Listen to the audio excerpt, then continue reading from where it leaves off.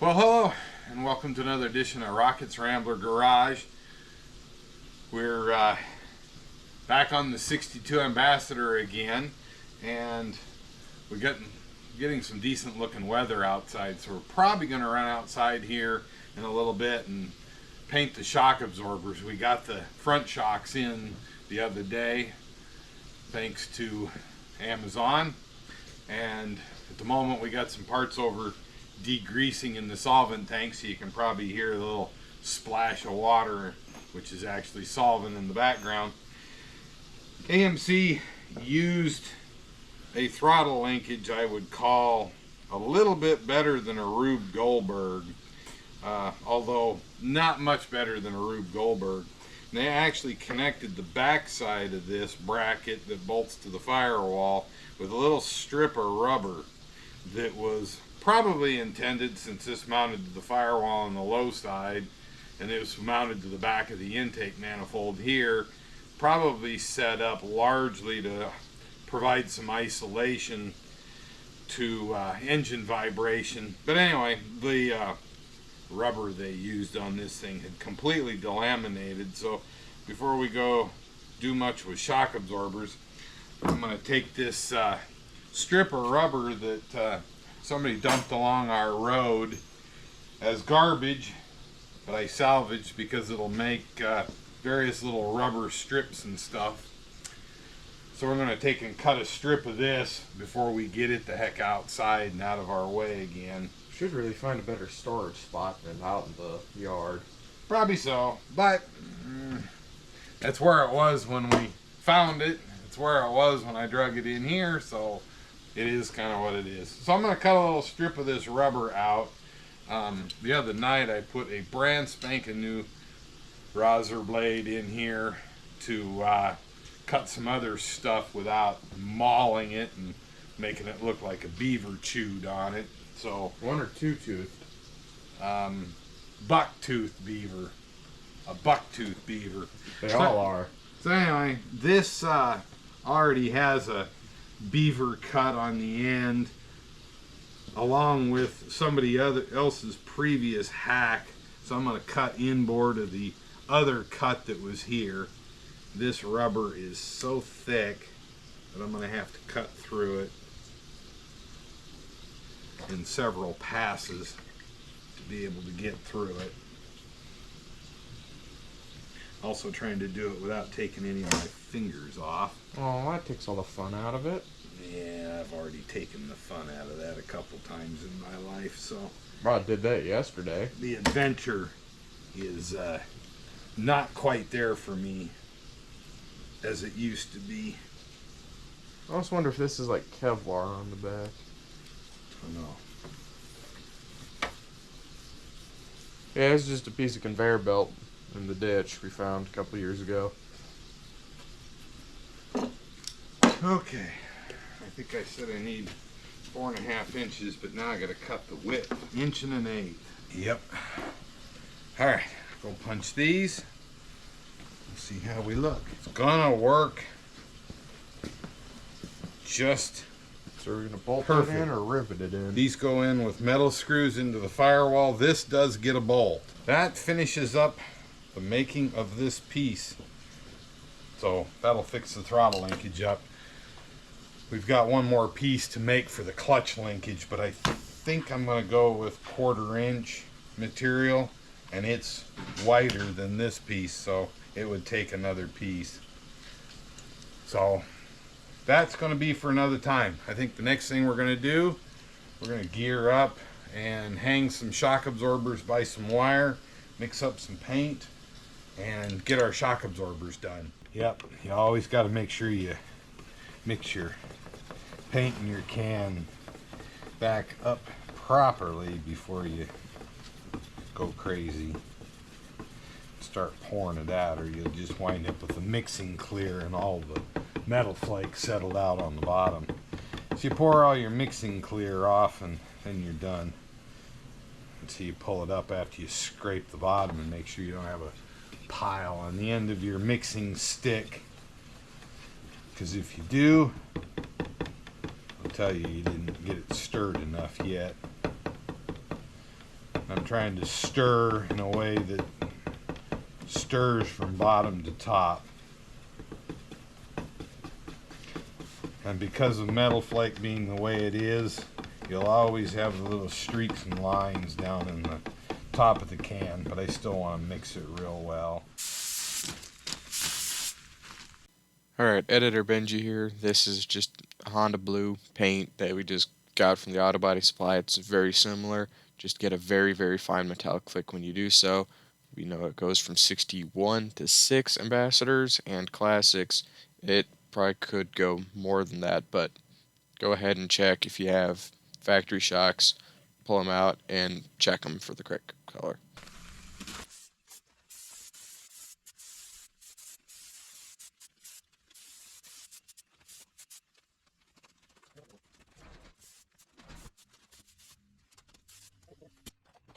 So we set out today with a short list of things we were going to try to accomplish. And so far we've got a grand total of 2. One, we decaled the shock absorbers because we were prepping them to be ready to paint, since it's supposed to be nice during the middle of the week when it's hard to get much done. The second thing was we had parts like everywhere around here. Everywhere you looked, you saw parts of this poor car. So we actually set up a table in the back, and we had it all lined up with parts, waiting for that day when we were going to get around to being able to paint them. And then, of course, today finally it decides to quit raining cows and horses outside. So For 10 seconds, yeah. Yeah, so we're actually down to painting, which was not really on the agenda, but it's nice enough outside. We'll take advantage of it while we can and get some painting done. So we may even do some red for the motor here in a bit. But we're going to mix up some epoxy primer. We covered that in an earlier video, so go back and check that out if you really want to see how to mix epoxy. Not a whole lot special to it per se, but we're going to mix up some epoxy, and we're going to head back outside and get a bunch of bracketry and other small pieces primered. So we got some parts set up outside here that we've been media blasting off camera. We got one part in there that we didn't get a spot primed enough, so we're gonna put a little bit on that. I've been kind of holding that for the next time I had some epoxy mixed up. So I'm gonna put on my respirator and get to spraying.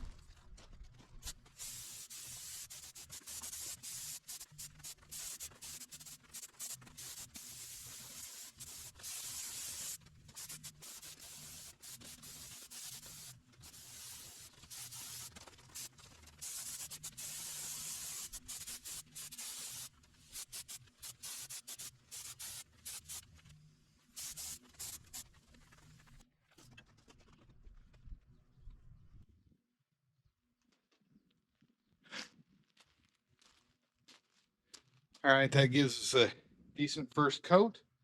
We'll let that flash and we'll put another coat on most of this.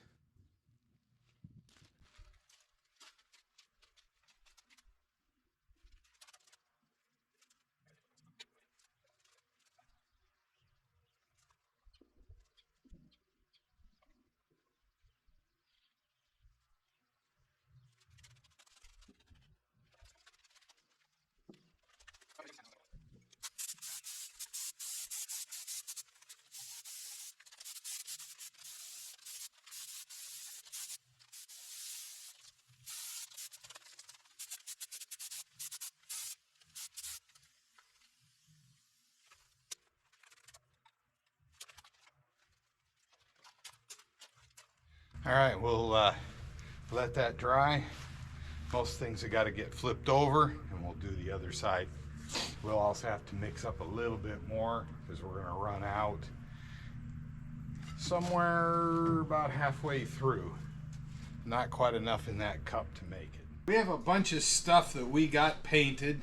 Some of it we showed you getting painted, and most of it we have not. we've got our shocks done. So one of the things we need to do today is get busy and compress these two for the rear and put them in the box, and then we need to do the same thing with the front. So we got some working room.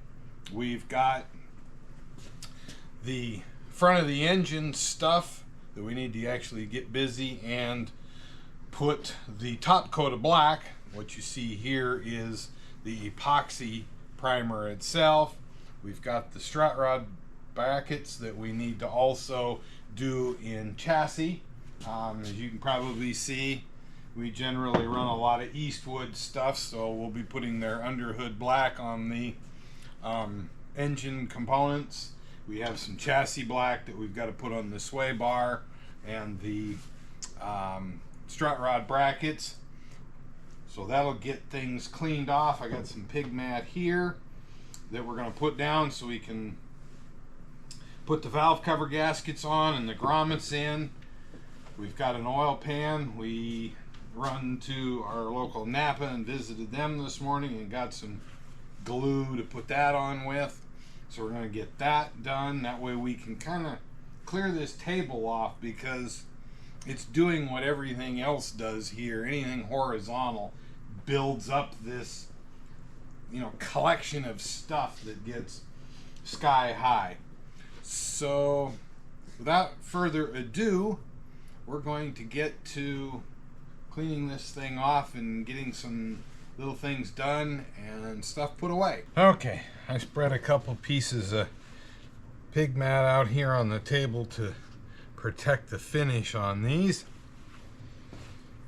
We stopped and got a brand new can of gasket glue this morning. And what we have to do is smear some fresh gasket glue down inside the groove here, so we can press the new gasket down inside. AMC had a pretty trick setup in that they're... Give me a paper towel, would you? They took a stamped valve cover like everybody else uses with a lip around the outside, but they pressed a ledge, or I should say spot welded a piece of sheet metal around the inside to form a groove, and the gasket's just a pointed edge, kind of like an O-ring that sets in the groove, and it makes a very good setup. Give me a fresh acid brush, would you?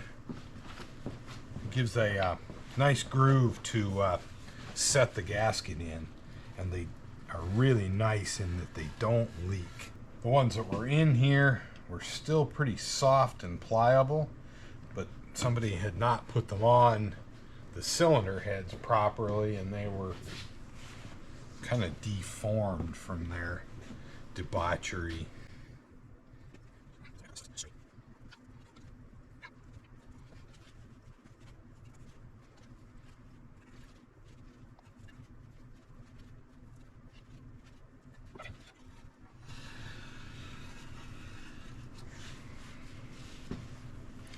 Okay, so try little pointed side goes towards the cylinder head.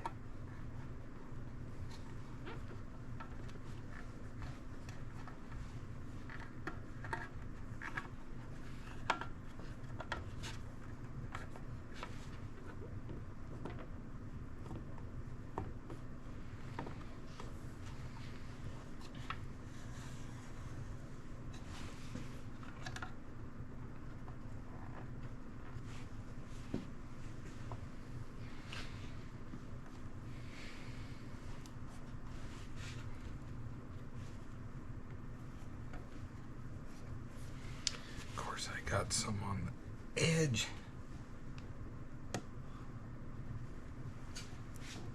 There we go.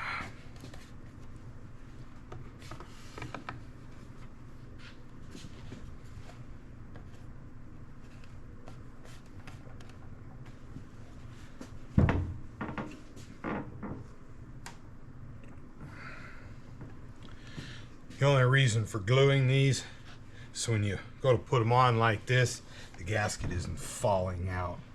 I'm going to give me a little flat blade screwdriver, a little yellow handled one. This gasket actually fits in the groove fairly snug, so you don't have quite the issues with this as you would with some of them I've dealt with. For the top, they use basically a grommet with a washer vulcanized into it, and you just have to put pressure on these, and then just take a little flat blade screwdriver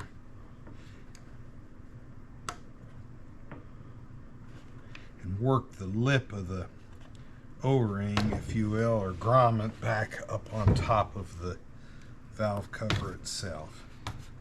And when it's in correctly, you can move it side to side, which is how you align the valve cover on the cylinder head and not have it hanging off the ledge where it'll leak like these were doing. So the last person in this motor did not put the valve covers on correctly, and they had quite a mess down both sides.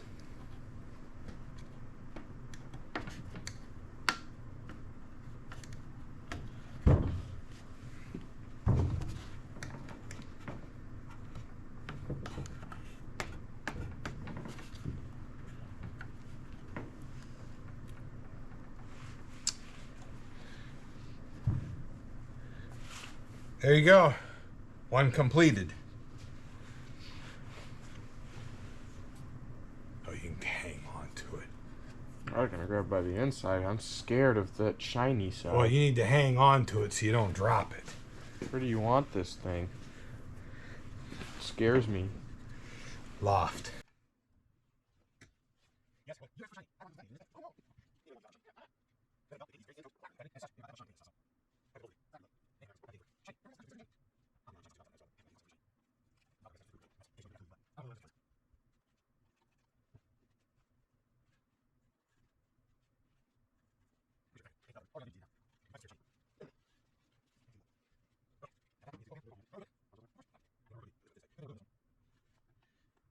Did I ever tell you how much fun I had with the 64 wagon? Why? Your grandfather and I drove it to Linwood for an AMC club meeting, and we had some trouble, so we actually pulled the valve cover off while we were at this guy's house to do kind of an inspection.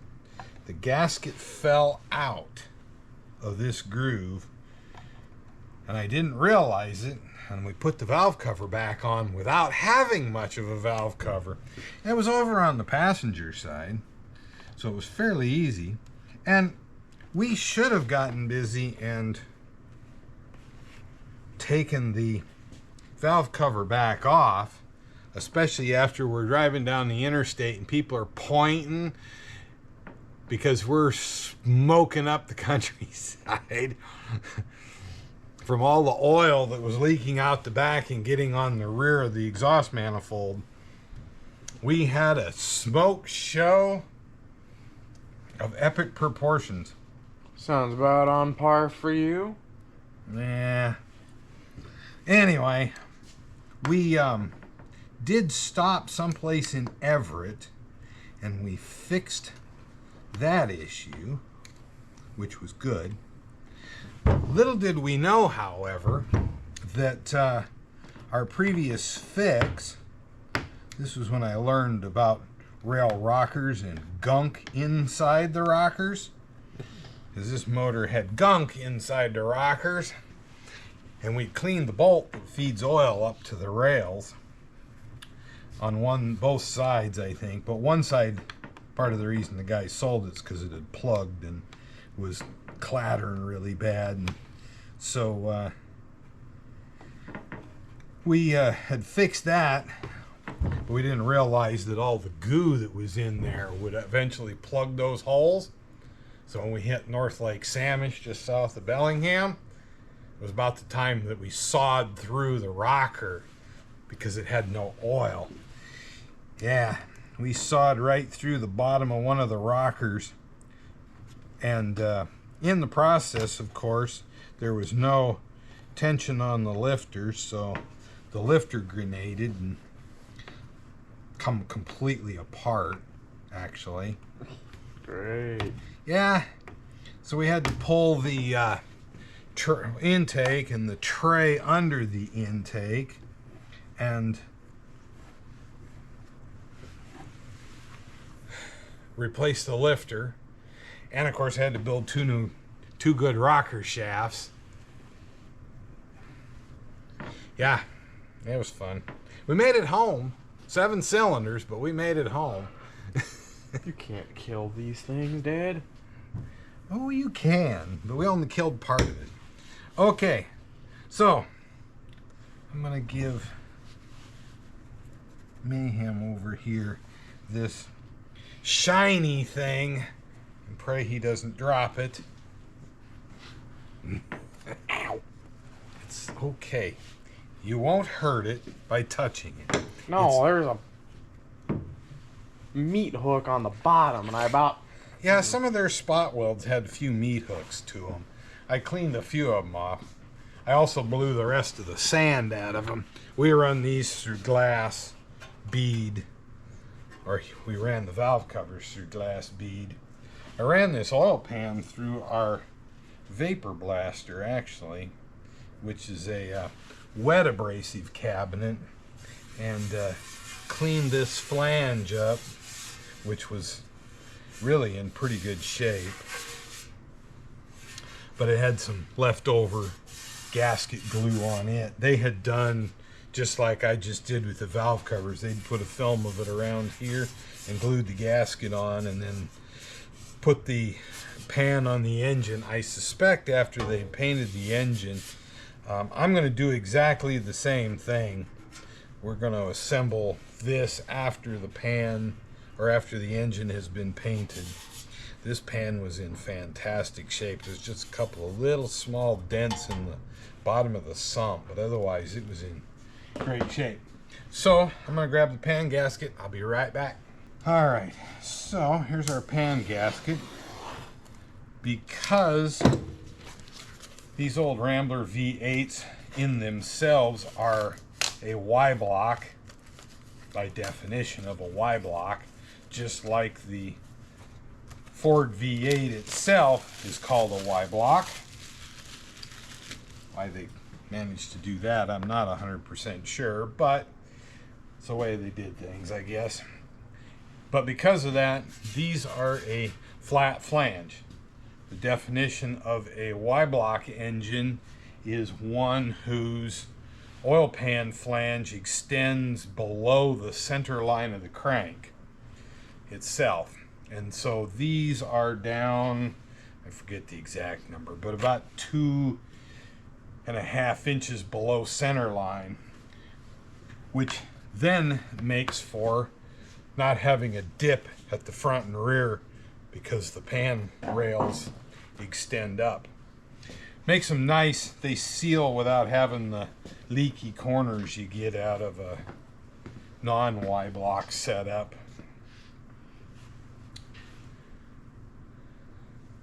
These are some of the newer style rubberized cork. They actually are a pretty nice gasket. Are you punching all the little holes out the middle? Well, I gotta have them out of them so I know where to line. Otherwise, I have nothing to go off of to line these up. Oh. And I also need to make sure I know exactly where my front and rear are. They're different.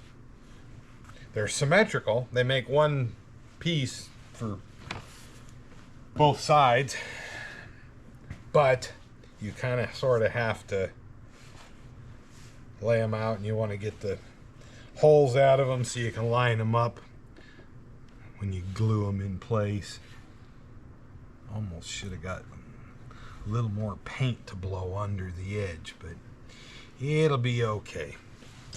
Now, I think, in all honesty, I'm going to have you get me an old piece of cardboard, because I'm going to lay an old piece of cardboard down and glue these and then put them in place. Here's your old piece of cardboard. You know, that'll work. Magically, somehow, it's even pretty close to the length I need. Excellent.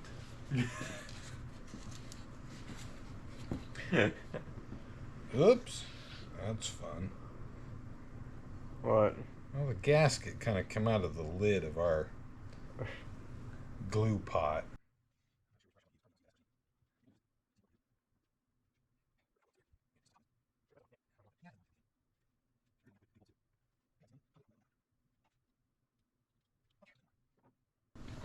We get done with this.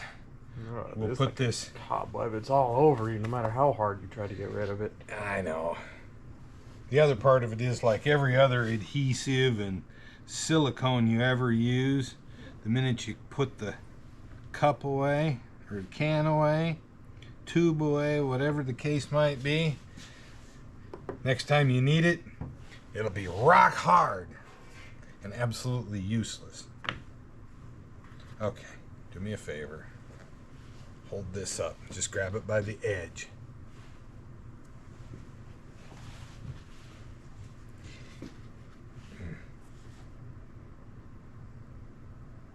Let her down. Let it down.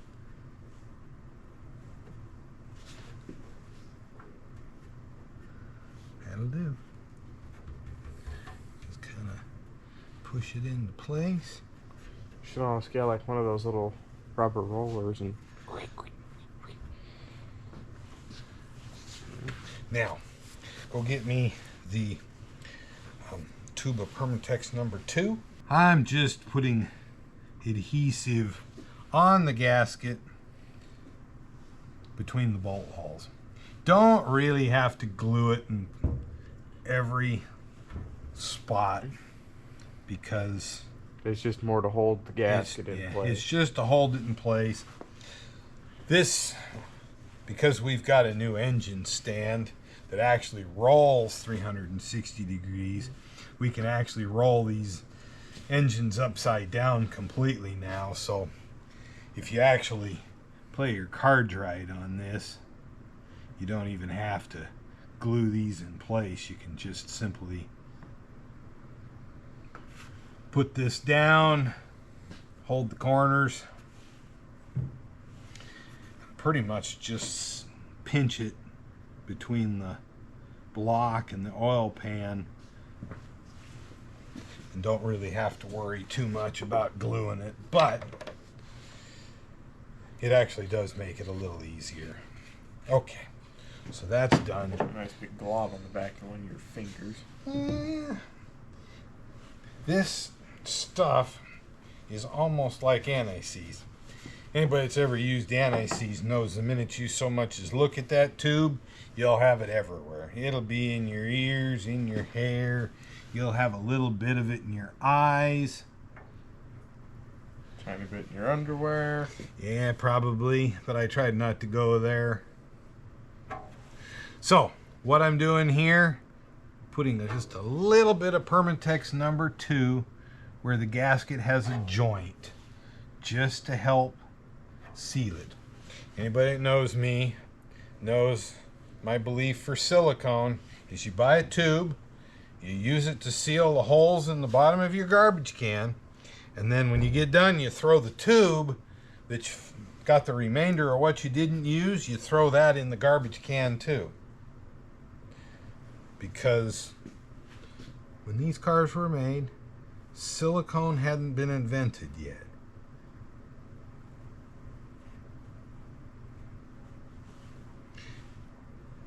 And the best rule of thumb is, don't use it. Using silicone just guarantees that you'll have stuff like silicone in all the bolt holes, so the next person that goes to take the poor thing apart will spend a month of Sundays trying to clean all the silicone out of every place you used it. A little dab of Permatex number 2 on this joint line to seal up any void that might be there.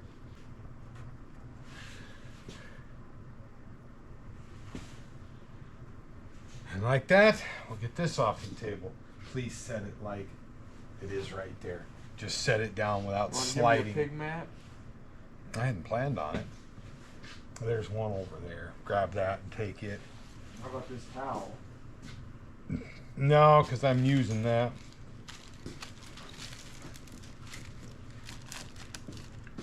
You know you're effing nuts for this whole thing, right? He thinks I'm crazy, but this was his idea. This car was his idea. YouTube was your idea. I asked him what car he thought we should take to Kenosha, and he goes, you know, we got the 62 running. That would be the car to take. And we're like, yeah. So here we are. Okay. Next thing I need to do is go see what kind of weather we have outside. We might take some bits and pieces outside on sawhorses and get our black on here. Maybe if we get lucky, the sun come out.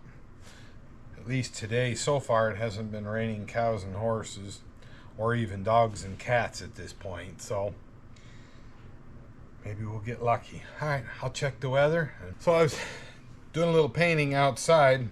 I had Benjamin get the intake manifold over here. We put duct tape on this gasket surface to keep them from sandblasting it and having it look wrong. And so we've got that all cleaned off. I also needed to make sure we got all the sand out of here, because the last thing we want to do is start this engine and have a puddle of sand down in here. So I've had the blowgun out and I've blown this thing out, blown all the bolt holes out, got the sand and grit out of them. For people that might be watching that know intakes really well, this is from a 63 and prior engine, because by 65 they stopped tapping and putting anything in this boss. This is the vacuum line for the transmission modulator that they discontinued for the 65 model year and thus stopped drilling and tapping it. This port is for power brakes, which this car does not have. And of course this car did not have a 4-barrel on it originally, so this intake is off of some year other than 62. The date code down here is a little weird in that it's B248, no, B24B, which doesn't really match up to anything. The thermostat housing is May 10, 1962. So anyway, I got this all clean. One of the things we've talked about doing, this car came with an Edelbrock 4-barrel on it, which was not original to the car. And we talked maybe about putting an actual factory Holley 4-barrel on it, which would have at least been what these cars came with when new. But there's a heat crossover that runs through here, this side being the filtered air from the air cleaner side of the tube, and this one runs up to your choke. This tube across here is unfortunately bad. It's plugged solid. I blew air through it and I can't get anything through it. So it looks like we're going to wind up taking the plugs out of the end of the manifold, extracting that tube and replacing it. And I will have to order up a piece of 3/8 stainless tube to do that. So in the meantime, I took the oil pan bolts and finished cleaning those up. And so the next thing I'm going to do is take these outside and put a little bit of a satin clear coat finish on there to keep these from rusting. They have kind of a what they call unplated, or kind of a black oxide finish on them, and they'll immediately rust if I don't put something on them. And of course, it has stopped raining cows and horses, and even switched away from cats and dogs to where we actually have a little bit of sunshine going. So I'm going to take these outside, spray a little clear coat on them, while I debate whether I want to do the intake manifold next or where we're going to go. So I'll be back when I get done putting a little clear coat on these. Well, good morning. As promised, we're back. Actually, Mayhem's out taking care of some molehills, so I'm going to get started. As promised, I think we're going to do valve stem seals today. Now, I got to tell you a little story about these seals, because I think it would have been easier to get your uranium from somewhere than it was to get these. These seals come from a place called SB International, or SBI for short, and they're just a little rubber seal.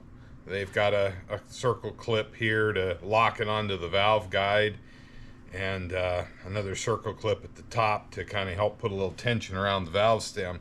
Anyway, I called SBI, and turns out they don't sell to anybody unless you're like buying mass quantities of something from them every year. So they said, well, we'll have a sales rep get a hold of you.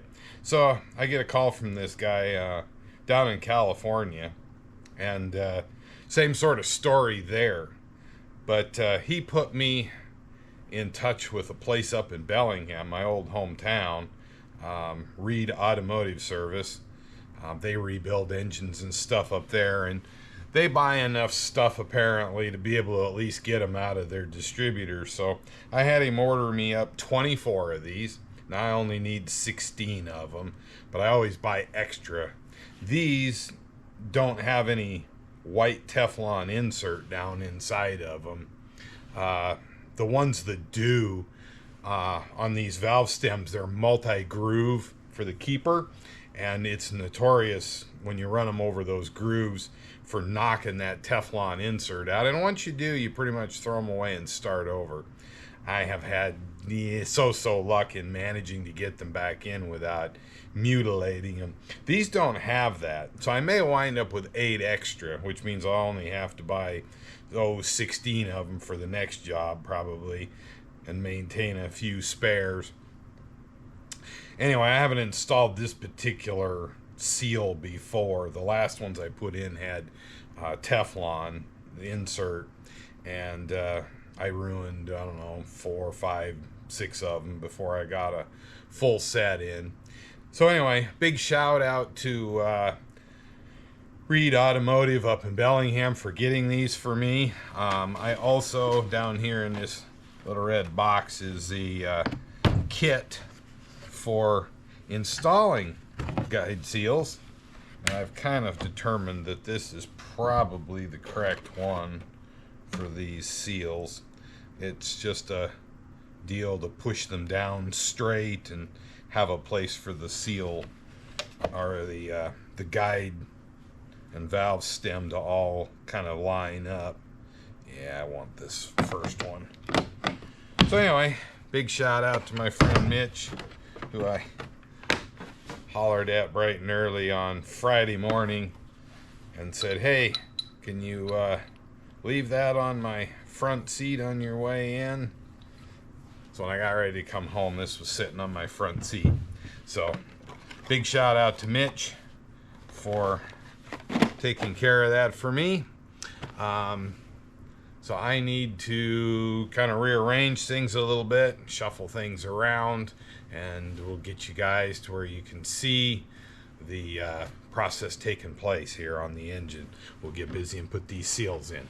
Okay, so I've pre-rolled this engine over to top dead center. That's going to make number 1 on top dead center of the compression stroke, but it also means in firing order sequence, which is 1, 8, 4, 3, 6, 5, 7, 2, that also means cylinder number 6 will have its piston at top dead center, which means these two that I have my hand on have their pistons at top dead center.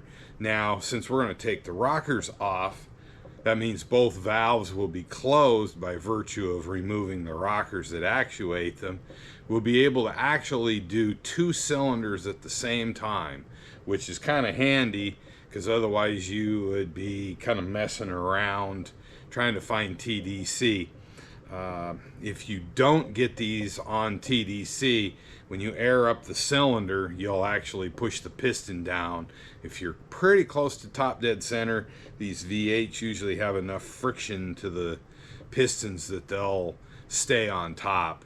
Mitch tells me on 4 cylinders, they don't have enough friction and you'll roll the engine over. So in cases like that, what you can actually do is feed a bunch of like 1/4-inch poly rope in through the cylinder spark plug hole, bring the piston up to top dead center, and the rope will push the valves up and close them and hold them closed for you.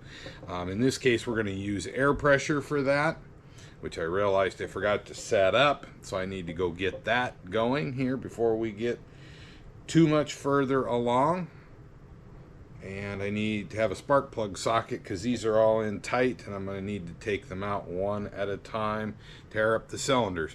So I'm going to get air set up and I will be right back. Okay, so the basis for this is a standard compression tester. This one happens to use the same air chuck fitting as I use on my hoses here. The only modification you have to make is these come with basically a Schrader valve, just like you have on your car tires. There's a little valve stem core down inside there. And to be able to push air in, you have to actually remove it. Now, a warning, you don't want to lose this, because this is a special core that has virtually no spring on it at all. See if I can get that to where you can see it. Just standard tire valve stem, except it has a very, very, very light duty spring on it, and if you lose it and you put a standard car tire one in there, it'll never make the gauge work again. The compression setup will not unseat that spring and let air up the hose to the gauge. Next thing we need to do is pull these rockers off. Now, I'm simply going to label these with a tie tag so I know where they go. I am referencing them as if the engine was in the vehicle, which is from your vantage point, not mine.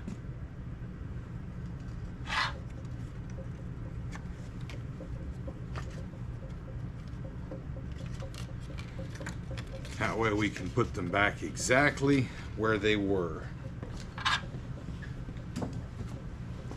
Now, with rail rockers,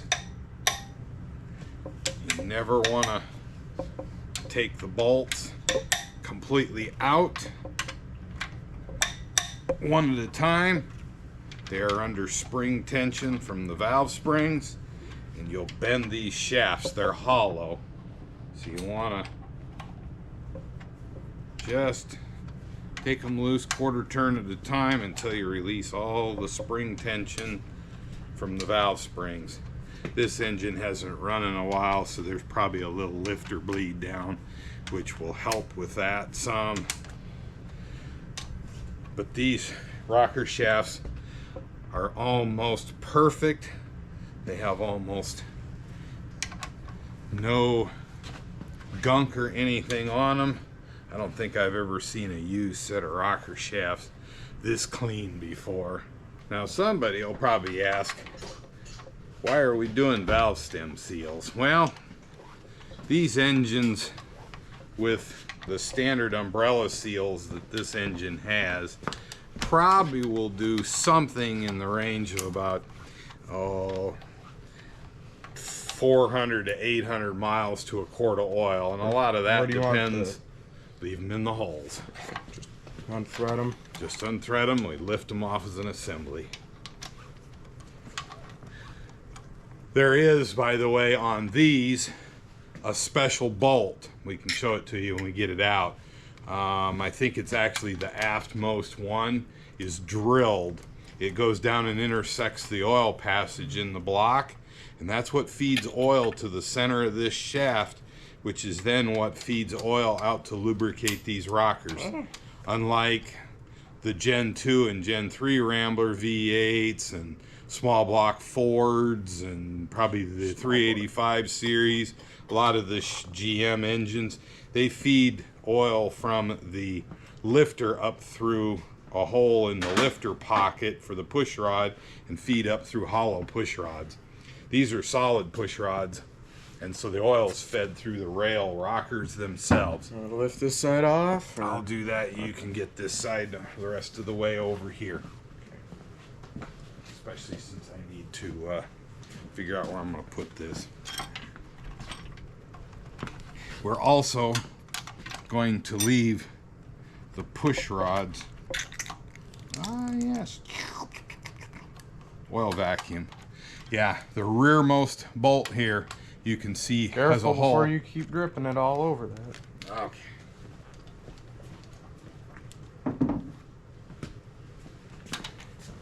We'll have to re-clean some of this engine anyway. That's part of why I held off on this. I'm gonna take a glance at our push rods and stuff. Valve stem tips. We'll make sure we put a little bit of oil back on these when we reassemble. Wipe things down. These valve stem tips look fantastic. Alright, other side's ready to lift that. Okay.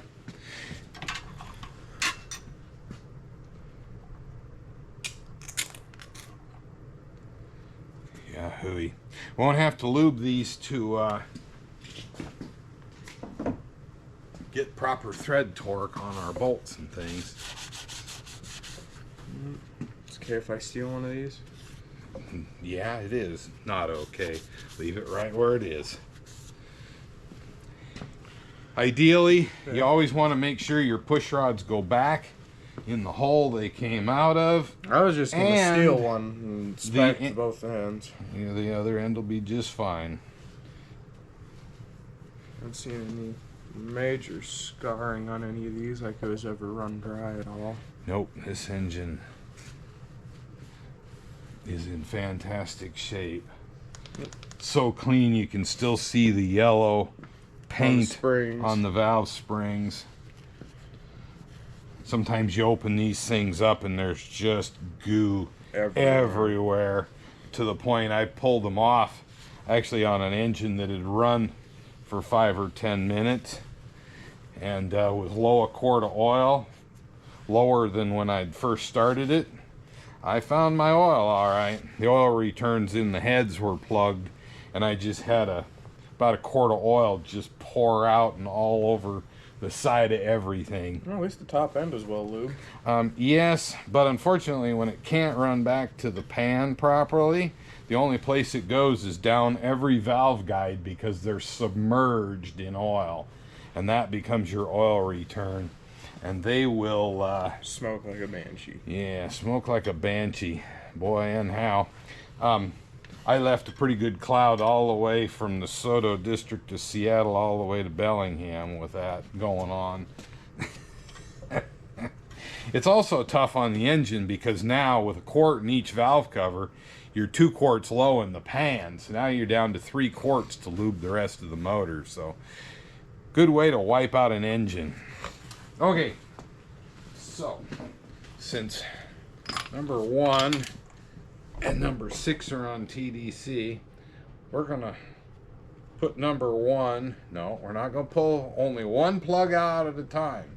The reason being, These little keepers are tiny. I mean, And look if at you the spark plug. if you lose one, it's just likely, because of bad luck, it'll go right down. Did we put new plugs in this? It'll go right down the spark plug hole, and then you'll have a problem on your hands. Did we put new plugs in this? No, we cleaned the ones we had after we made a mess of them. And we haven't run the engine but 2 minutes. Well, no, I'm looking at the. Okay, we are aired up. This is also a good chance you can hear the air leaking past. It's not coming out the exhaust port. It didn't blow the tape off the intake. It's coming by the rings down. It's coming past the rings into the pan, which we don't have. That's okay. This engine's set quite a bit, so that'll come back around. I need the rawhide mallet because it's one thing I forgot to bring over here. A lot of people complain it's impossible to get the keepers out. Part of the reason that's hard to do, these things seat. So you take and wrap things with mallet. I need a fine thread 3/8 nut.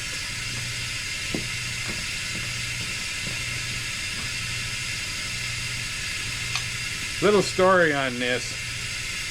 It's an absolutely terrible valve spring compressor tool. My dad and I threw this together in the late 1980s on an engine we did. It was the first one we ever did.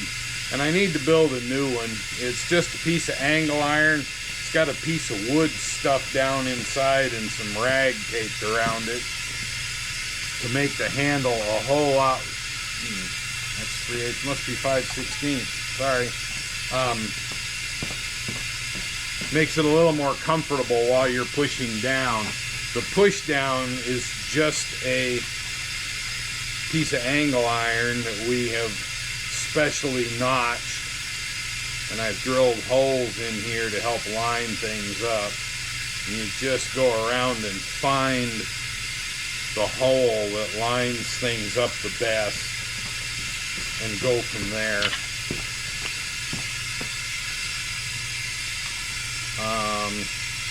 Get me like a blue or a red Sharpie over here too.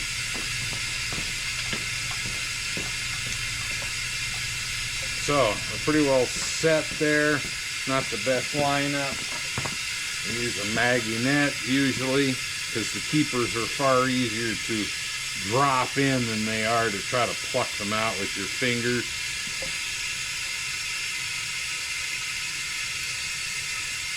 Take that one. That one. Springs stiff enough for you? They're stiff, but they're Not insanely stiff. yeah.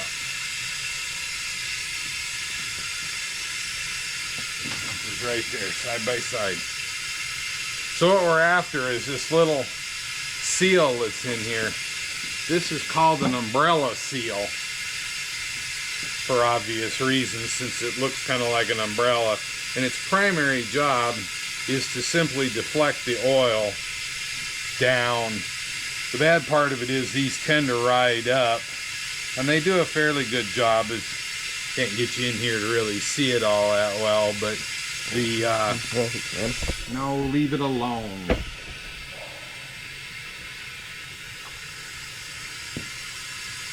They kind of just do like an umbrella. They guard and keep most of the oil off of direct contact with the tip of the guide and the interface with the stem seal.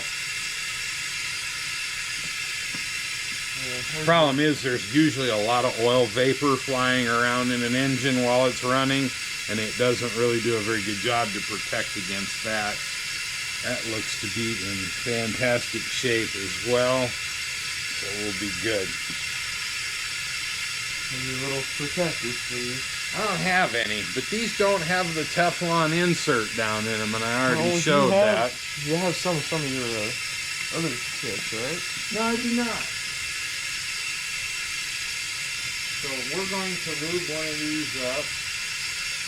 I found my bottle of Assembly lube. ketchup.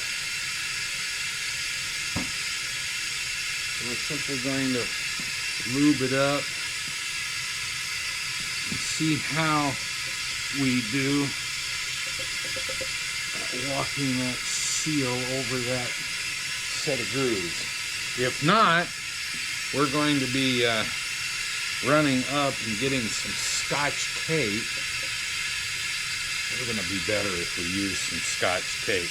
So, run and get a roll of Scotch tape.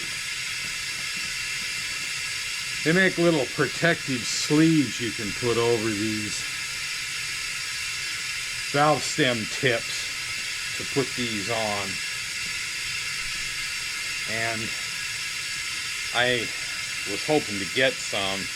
They don't seem to have those as readily available as I'd like. Thing to note, we leave the cylinder aired up the whole time. We're on TDC, and if we lose air pressure, hopefully the piston is still up on TDC. The valve won't drop all that far, which is kind of nice. So there's a little margin of safety built into this, but this is hooked up to my air compressor. It is on and live, so it will ensure that this stays aired up.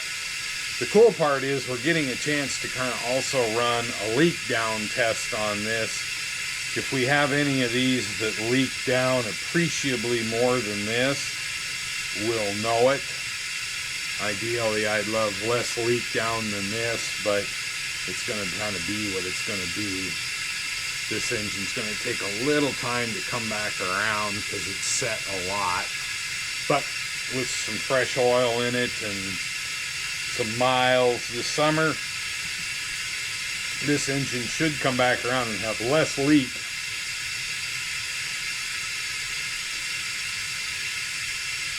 This little Scotch tape trick is not much fun either, but we'll see how this goes.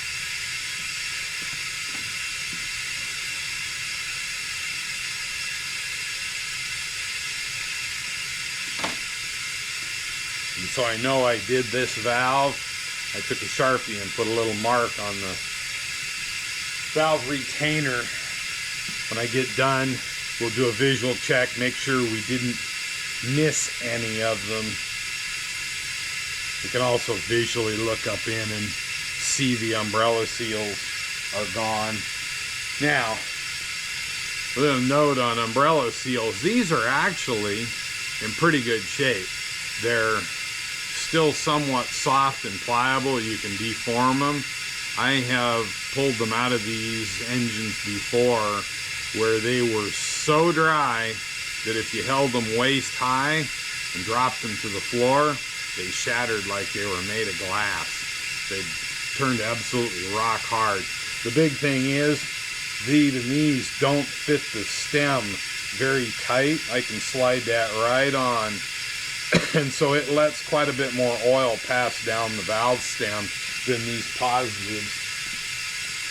The positive seals are designed to pass a certain but very controlled amount of oil, just enough to keep that guide lubricated, but not so much as to over-oil it.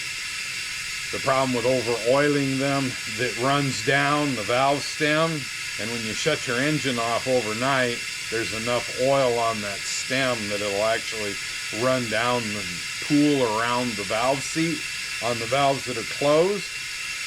And then when you start up in the morning, you get a lot of oil smoke till you burn the oil off of that's accumulated and pooled at the top of all the valves. We're kind of hoping with this engine that we can see performance similar to what I'm getting out of one of my other engines I did seals in like this. I just added a quart of oil to that engine and it had 3,000 miles on it. So we've gotten to where we're much better oil control than, say, if we were at, Actually, the shiny stuff. yeah, I hate this stuff. It's going to be hard to see it. So we're kind of hoping we can get up 3,000 or so would be really nice. I also hate to tell you, Dad, that was what was downstairs. I get you. Just hard to see this stuff. Not really. It's harder than the opaque stuff. Put a little more honey on that. Or I should say, to borrow Jamsy's info, they call theirs ketchup because it's kind of red colored.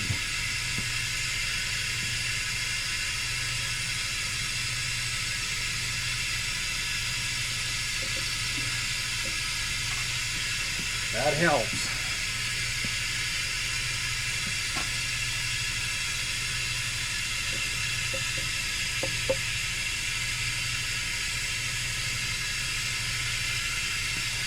And that end circle clip opened up about 1/8 of an inch, which is good.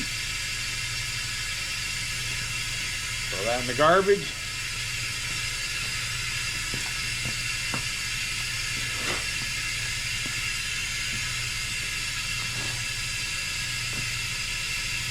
Just doing a quick visual check. Looks good.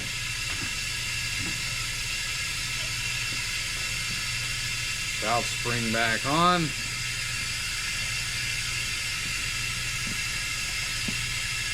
This is going to be a boatload of fun. Because I got to get this back in the compressor. We'll go through the back hole, I think, this time. Nope, I'm not going to make it. I got to work it in the middle one. There we go. Drop them in there. Drop one in on the front face, roll it around to the back. Put it in your near side, right towards you. The magnet if you have to, and fish it out.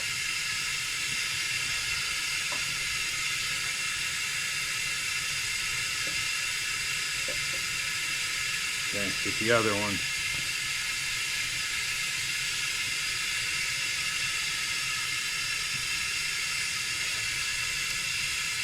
These have an up and a down to them, so you have to watch.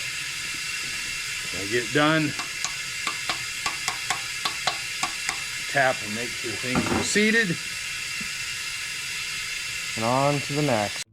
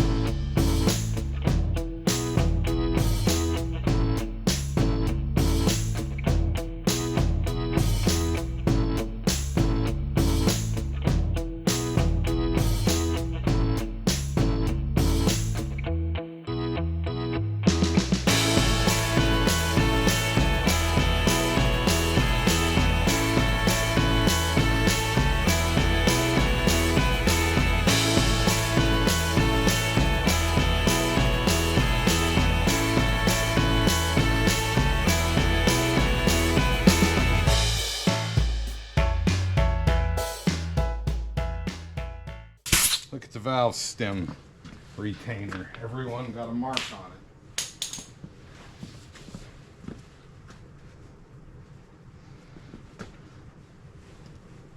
They all have positives.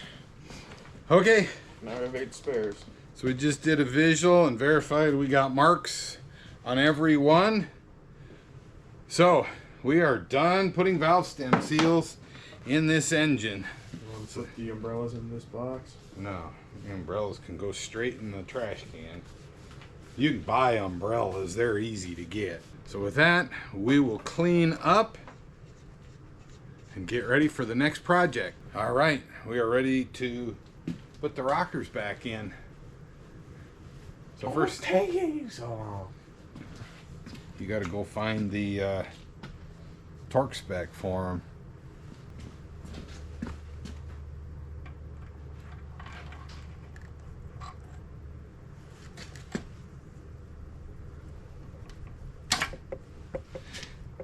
I do is I pick the push rods up, get them in the pockets, just tip the rockers back, and when we put the bolts in and the rockers draw down, all they do is go down against the tips of the push rods. Back to front.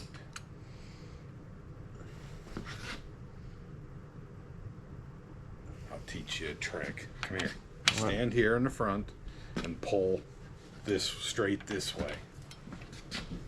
Get on the head of that bolt. You're not down all the way. There you go. You tighten them all up at once. That's fine.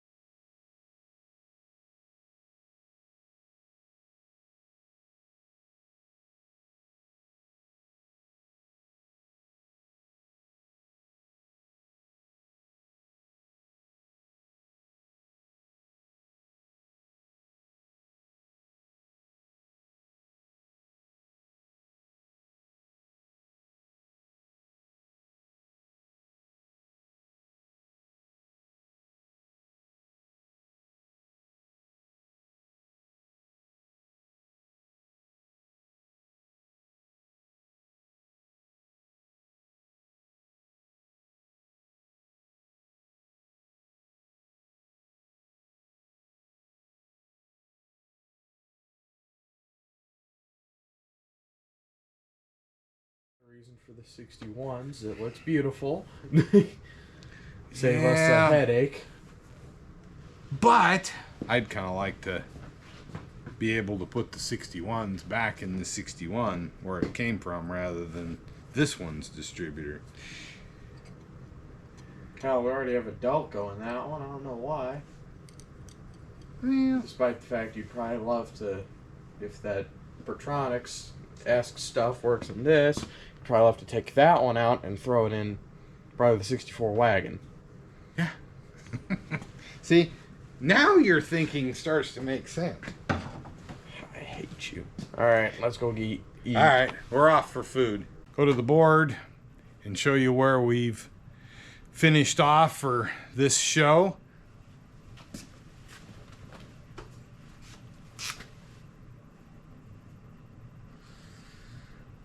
We got the valve stem seals in and done, which was huge. Got the valve cover gaskets on, the valve covers. We have the oil pan gasket done and ready to go.